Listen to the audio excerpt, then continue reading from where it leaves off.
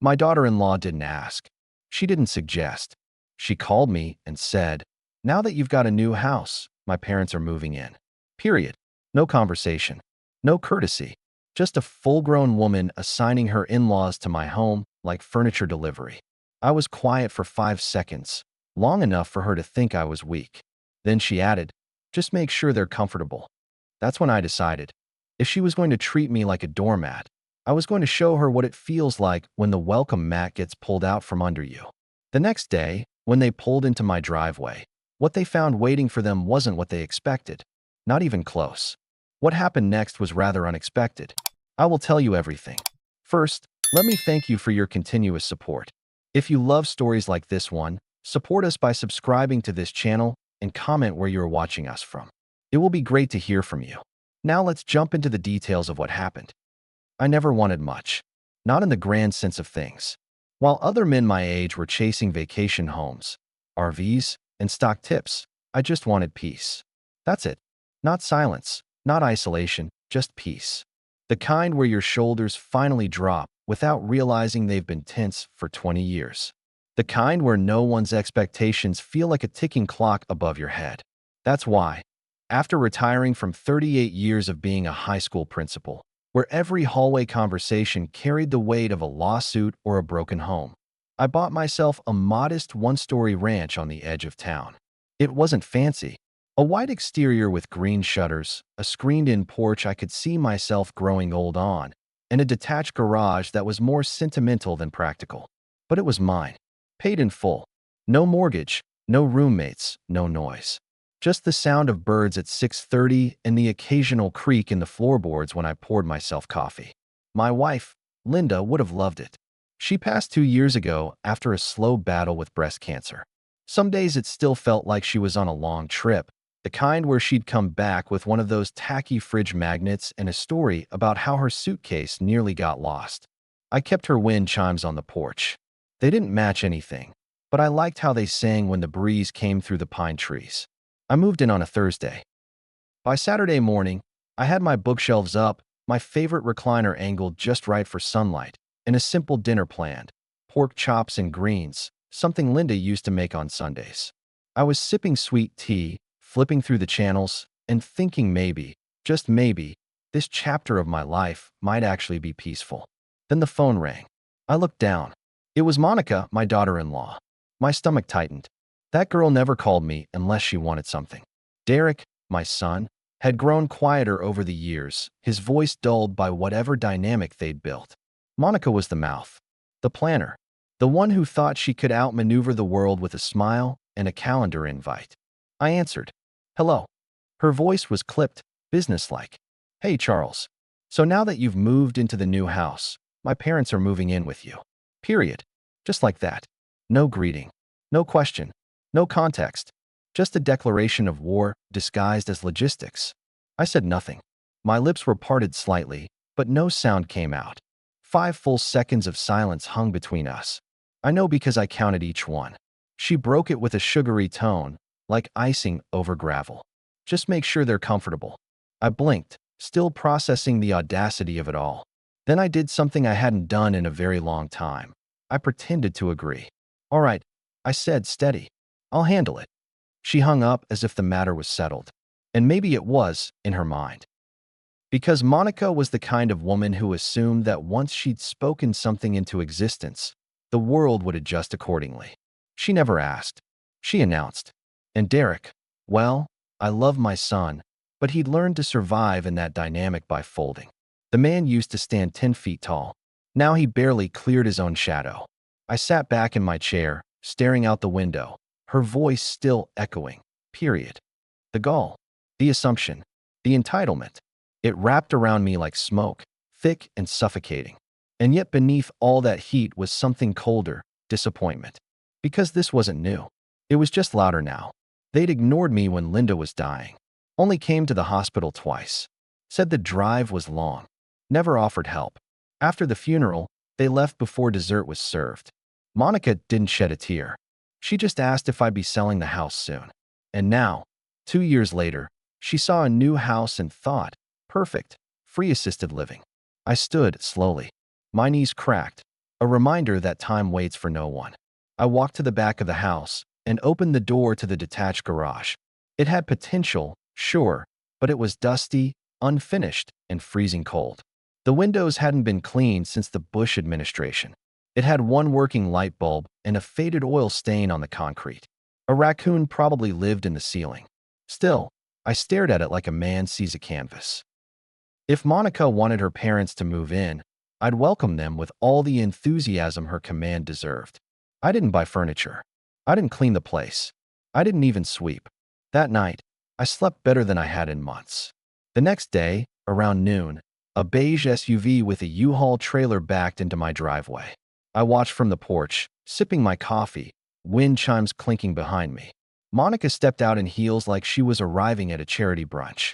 Her parents, both in their 70s, both full of unsolicited opinions, exited slowly.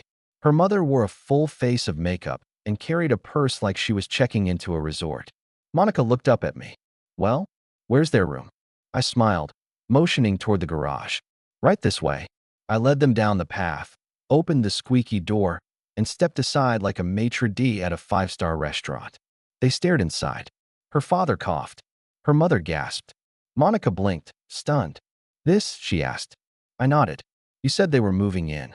You didn't say where. I figured this would give them their own space. Privacy." "There's no bed," her mother shrieked. "No AC," her father added. "No problem," I replied. "You said to make sure they were comfortable. I assumed you'd be handling the comfort part, since you were so sure about everything else." Monica's mouth opened and closed like a fish out of water. Her phone was already in her hand. I turned and walked back toward the house, leaving the door to the garage wide open. I knew what was coming next. The calls, the texts, the accusations, the moral high ground speeches. But I wasn't worried. They weren't moving in. Not into my house. Not into my peace. Not into the life I built with Linda's memory still fresh in every corner. I wasn't angry. I was awake. And for the first time in a long while, I realized silence wasn't always grace. Sometimes it was gasoline. And I had just lit the match. I left them standing in that musty garage like mannequins abandoned after a store closure. I could feel their stares on my back as I walked slowly up the gravel path toward the house. I didn't rush, didn't turn around. I stepped onto my porch, set my coffee cup down on the rail, and sat in my chair like it was any other Sunday. I even pulled the newspaper from under my arm and opened it, casually flipping through the sections, as if I couldn't hear Monica's voice rising behind me like a car alarm in a quiet lot. "Charles." There it was. "Charles, you can't be serious." I didn't answer right away. I read a few lines from the community crime blotter. Apparently, someone had stolen a lawn flamingo 2 blocks over. Maybe they were building an army. Who knows? Her footsteps clomped up the steps like she meant to break them. She stormed right up to me, phone in hand, mouth tight with fury. "You're really going to leave my parents in a garage?" I folded the paper and looked up at her, real slow. Her eyes were narrowed, lips pulled into that sharp line she always used when things weren't going her way. She looked more like a businesswoman who'd been told her lunch reservation was lost, not a daughter-in-law talking to a man who'd just retired. "No," I said plainly. "You are. You think this is funny?" I set the paper aside and leaned forward, elbows on my knees. "Monica, let me ask you something. When you called me yesterday, did it ever cross your mind to ask me first? Or did you figure the fact that I had a new house automatically made me the nursing home director?" Her face flushed. "My parents took Derek in when he was struggling after college. They helped him get back on his feet. They're family. I'm family too. Or did you forget that after Linda passed?" She flinched, just slightly, like the name was something she'd swept under a rug and hoped would stay there. Her tone softened, but not sincerely. More like she realized yelling wasn't working. "Look, I just thought it made sense. You're here alone. They're getting older. It's mutually beneficial." "No, what you thought," I said, voice tightening, "was that I'd just sit back and let you move people into my home without so much as a conversation. You made a decision for me." Her parents stood at the bottom of the porch steps now, luggage still in hand, squinting toward us like they weren't sure if this was a bad dream or a bad plan. "Probably both." "You agreed on the phone," she snapped. "I said I'd handle it," I corrected. "And I did. She crossed her arms. This is cruel. Cruel, I repeated slowly, is pretending to care about someone only when you need them. Cruel is disappearing during a woman's final months and then resurfacing with a moving truck. Monica's jaw clenched. She turned around, walked down the steps, and began pacing. I could hear her muttering, something about disrespect, something about making calls. And sure enough, 5 minutes later, my phone buzzed. Derek. I sighed, stood up, and walked inside to answer. I didn't want to embarrass the boy further in front of his in-laws. Hey, Dad. His voice was cautious, measured, the sound of a man sent in to calm the fire his wife had started. I'm guessing Monica told you what's going on, I said. Yeah, he exhaled. She said, your setup wasn't what they expected. I laughed, not harshly, more like I couldn't believe we were having this conversation. Derek, I said, why didn't you call me yourself? Why didn't either of you talk to me like an adult, man to man? He paused. I could hear the guilt in the silence. I thought she did, he said quietly. She informed me. There's a difference. I didn't mean for it to go like this. We just thought. No, I cut in. She thought. You went along with it. Another pause. I'm sorry, Dad. I should have checked in first. I rubbed my temple. There he was, my son. The real one, not the polite ghost Monica puppet when she needed to make a point. I love you, I said flatly, but I'm not going to be disrespected in my own home. I spent my whole life doing things for other people. For your mother. For you. For my students. I'm tired, son. I earned this peace. He didn't argue. That was something at least. I'll come pick them up, he said after a beat. Give me an hour. No rush, I replied, and I meant it. The garage doors open. He gave a small, sad laugh, and the line went dead. An hour later, Derek pulled into the driveway, shoulders hunched like he was heading into court. Monica didn't say a word to me. Her parents climbed back into the SUV slowly, red-faced and silent. Luggage was shoved back into the trunk. Not a single thank you, not even a sideways glance. As they pulled away, Derek rolled down his window. I'll call you later, all right? I nodded. Take care. The car turned the corner and disappeared down the road. The wind blew again. The chimes danced, and I sat back down in my chair, this time with a fresh cup of coffee and no bitterness in my chest. Not yet, anyway. The call came 2 days later, just as I was halfway through organizing my closet. I'd found Linda's old cardigan tucked behind a box of winter coats and sat down with it, just holding it for a moment. It still smelled faintly of lavender dryer sheets and the perfume she used to dab on her wrists. Funny how memories cling to fabric longer than they cling to people. My phone buzzed against the nightstand, pulling me out of that quiet moment. Derek. Again. I debated letting it go to voicemail, but something told me I'd better answer. Hey, Dad, he said, his voice low, cautious again. Can we come by tonight? Me, Monica, and her folks. Just to talk. I paused. Talk about what? He hesitated. You know what? I've said all I needed to say. I know. But they feel like they weren't heard. Monica thinks this all could have gone differently. Maybe if we all just sat down. You mean if I sat down and changed my mind? He was quiet. That told me everything. Come by, I said finally. But I'm not offering tea and biscuits. We'll be there at 7. Click. I spent the afternoon straightening up, not because I cared what they thought, but because Linda would have hated a messy living room. She always said, when the house is clean, your thoughts can be, too.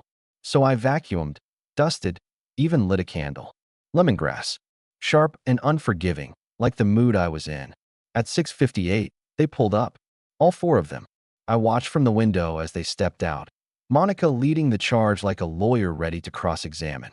Her parents followed close behind, arms folded, faces set in stone.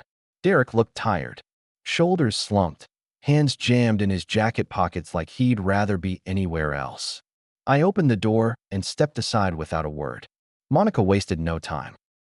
She marched straight to the dining table and took a seat. Her mother sat beside her, her father across, and Derek hung back until I gestured for him to sit. I remained standing. So, Monica began, tapping her fingers on the wood. We're here because this situation got out of hand. Did it? I said, raising an eyebrow. She ignored me. My parents have always been there for this family. They helped us financially when Derek was between jobs. They co-signed our first car. They opened their home to us when we needed it. All we wanted was to be near you, for them to be somewhere safe, comfortable. I crossed my arms. You wanted them to be in my home. Without asking, without discussing. You decided. Then you dumped it on me like a done deal. Her mother huffed. Well, we didn't think it would be such a big deal, Charles. You have so much space. I have the space because I worked for it. Alone, I snapped. And if you thought I was going to spend my retirement being a caregiver to people who barely acknowledge me at family functions, you've got me confused with someone else. Her father finally spoke up. Watch your tone. No, I said. You watch yours. You show up with luggage before we've even had a conversation. That's entitlement, not family. Monica's voice rose. You're being cruel. They're old. They need support. And we thought you'd be decent enough to offer it. I leaned in slightly. Let's talk about decency then, shall we? The room went still. Where were you when your mother-in-law was dying? When I was sleeping in hospital chairs, signing forms, changing dressings. You visited twice. Twice. And both times, you left early. She blinked. Her face cracked for a second, just a flash of something human, but then it hardened again. She wasn't my mother, she said quietly. Derek winced. Monica. No, I mean it, she continued, voice rising. She was always cold to me. She never accepted me. And maybe if she had, I would have made more of an effort. But she didn't. So don't use her to guilt me now. I took a slow breath. That's the most honest thing you've ever said to me, I replied. And it explains a lot. Monica looked like she wanted to throw her water glass across the room. She judged me, she hissed. And now you do too. I nodded. I do.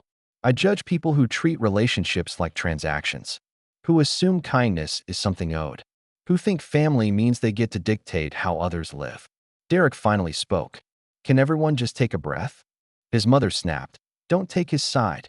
I'm not taking sides, he said, louder now, his frustration finally surfacing.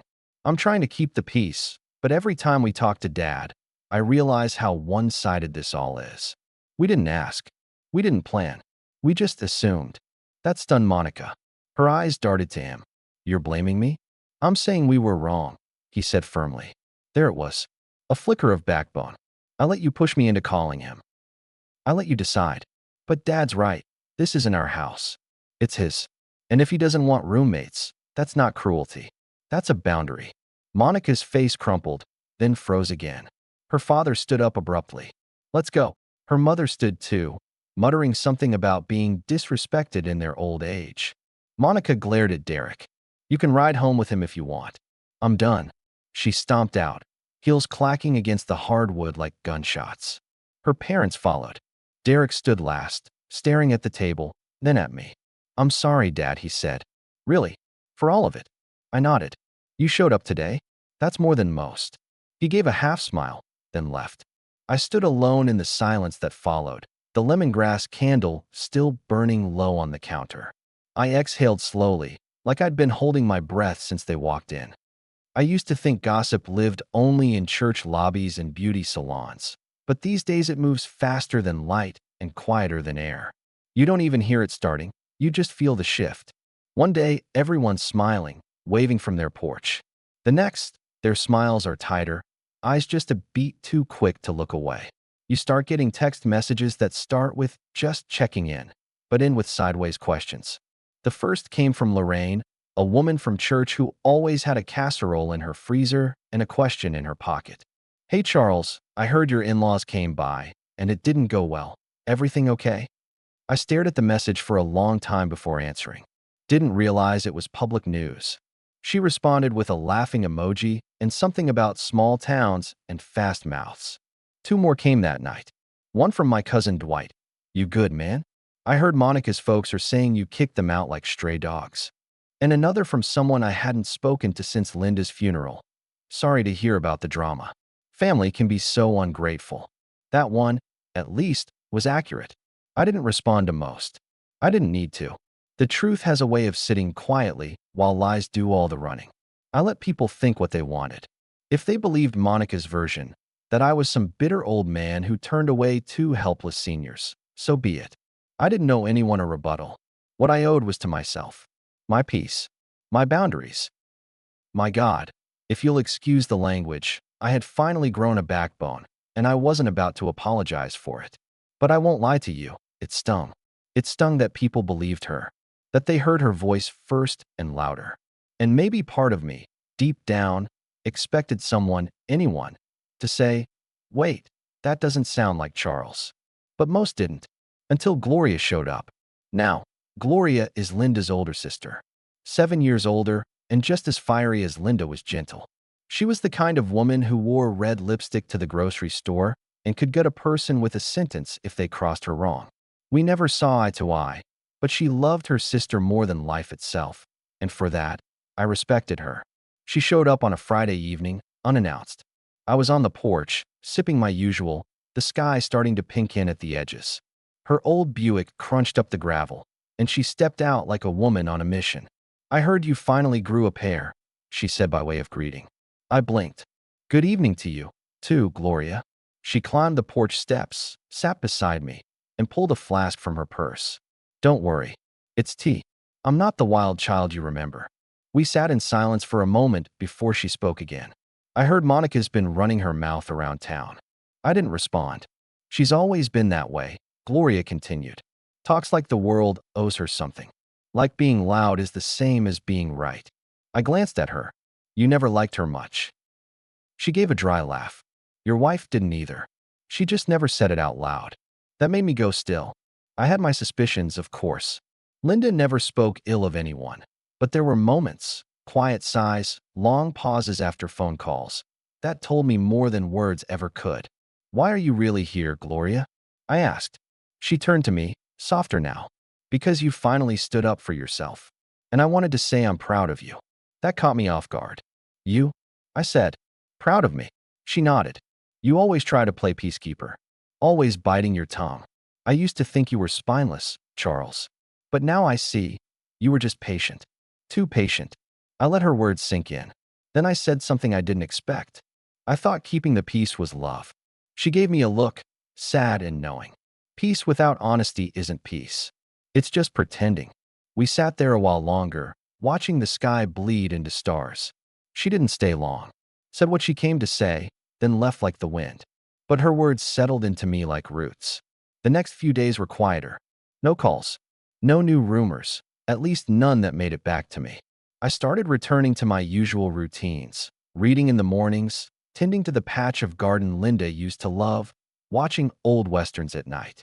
And yet, there was an edge to everything now. Like the quiet was holding its breath. Then Sunday came. Church was always a double-edged sword in a small town. You went for the sermon, but stayed for the side eyes. I hadn't planned to go, honestly.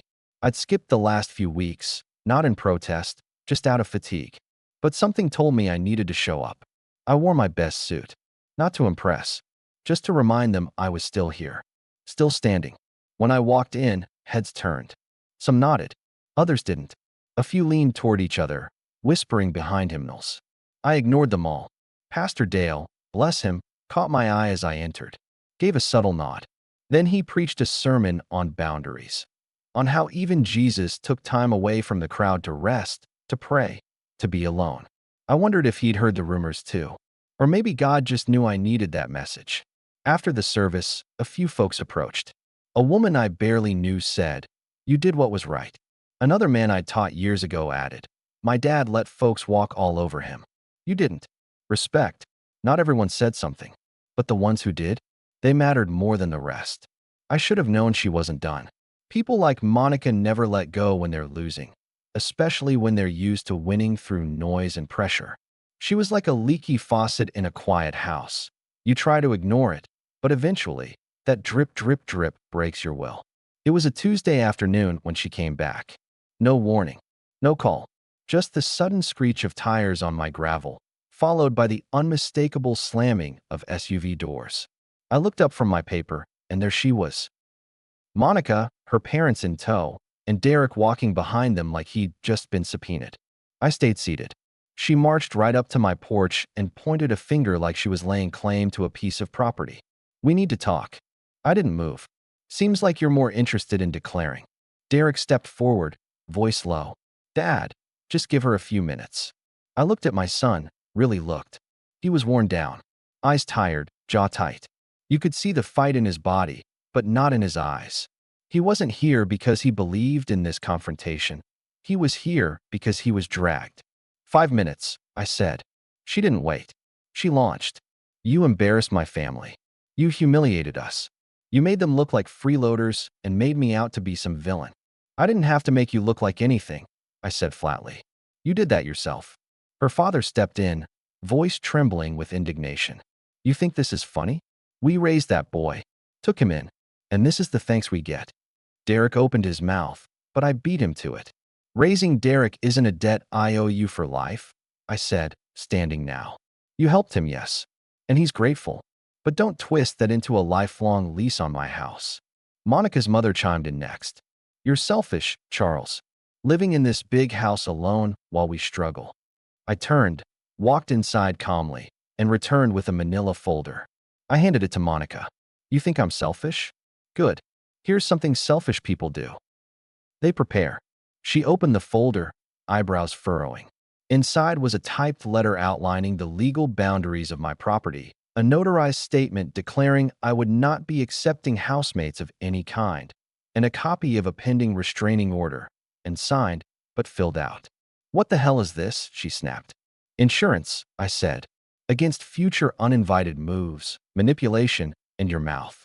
Derek's eyes widened. Dad, I held up a hand. I'm done negotiating. I let people walk over me for years, holidays skipped, visits ignored, and when Linda was sick, it was me sitting alone in that hospital. Not you, not your wife, and definitely not them. Her parents started to protest, but I spoke over them. You think I'm cruel because I said no, because I didn't smile while being cornered into giving up my life for yours. But let me tell you something. Kindness without boundaries is just weakness in a nice sweater. And I'm not weak anymore. Monica's face twisted. She held up the papers like they were something rotten. This is disgusting. No, I said. You're disgusting for treating people like stepping stones and acting like you're owed everything you see. She took a step forward. Derek quickly blocked her with one arm. Don't, he said. Not loudly, but firmly. She looked at him, shocked. You're on his side now. I'm on the side of reason, he said. And I'm tired of watching you bulldoze people. There it was. The crack in the glass. Monica's jaw trembled. So that's it. You're choosing him. No one's choosing sides, I said. But you made it impossible not to. She stared at me, shaking her head like she couldn't believe what she was hearing. You'll die alone, she said venomously. You'll be some bitter old man with no one around because you pushed everyone away. I didn't flinch. I'd rather die alone than live surrounded by people who only show up with a moving truck and expectations. She stormed off the porch. Her parents followed, red-faced and silent now. Derek stood still. Son, I said quietly. He turned. I don't know where this leaves us. I nodded slowly. I don't either. But I know where it leaves me. Finally free. He looked down at the folder in Monica's hands. She's going to make this ugly. I'm counting on it, I said. Because that way, no one can pretend anymore. He gave me one last long look. Part sadness, part something like respect, and followed her to the car. They drove off. No more shouting. No more flailing. Just the sound of tires on gravel, fading away. I stood there long after they were gone, the wind chimes clicking in the breeze. My hands were shaking a little, not from fear, but from the weight of it all finally lifting. It was done. They knew where the line was now, and I had drawn it with ink, not words. The quiet hit differently after they left. Not the usual peaceful kind, where the wind rustles through the trees and the porch chimes hum like old memories. This quiet was heavier, thick with what could have been said and what never needed to be. But it wasn't a bad kind of heavy. It was clarity, clean, like rain after a dust storm. No one called that weak. Not Monica, not her parents, not even Derek. And for the first time in a long while, I didn't sit by the phone waiting. I went on with my life. I got up at 6 every morning, the way I always had. Made my coffee slow, just the way Linda liked it. 2 sugars, splash of cream, in that chipped ceramic mug with the faded tulip print. I read the paper. I went for walks. I tended to the garden even though the tomatoes were stubborn this year. The routines didn't change, but something inside me had. I didn't feel guilty, not even a little. And that surprised me, because for years, Guilt was like second skin. Every time I said no, I'd lie awake at night wondering if I was the bad guy, if I should have just given in, if saying yes would have made things smoother. Kept the peace. But peace that costs you your dignity isn't peace, it's surrender. And I wasn't surrendering anymore. A week after the final confrontation, a card arrived in the mail. No return address. Just my name, scrawled in Derek's handwriting. Inside was a short note. Dad, I don't agree with how everything played out, but I understand now why you did what you did. Maybe I didn't before. Maybe I was too deep inside it to see it clearly. I'm sorry. D. No defense. No excuses. Just acknowledgement. It wasn't an apology I needed, but it was the one he gave. And I respected that. I didn't respond. Not right away. I let the silence settle a little longer. Sometimes the space between people is what lets the truth echo loud enough to be heard. Then, 2 weeks later, Derek showed up. No Monica. Just him. Alone. He pulled up in that beat-up sedan I'd given him after Linda passed. Said he didn't want to make a big thing of it. Just wanted to stop by. Said he had some tools in the back and figured maybe I needed help with that creaky gate I'd always meant to fix. I didn't say much. Just nodded and pointed to the shed. We spent the next 2 hours in companionable silence.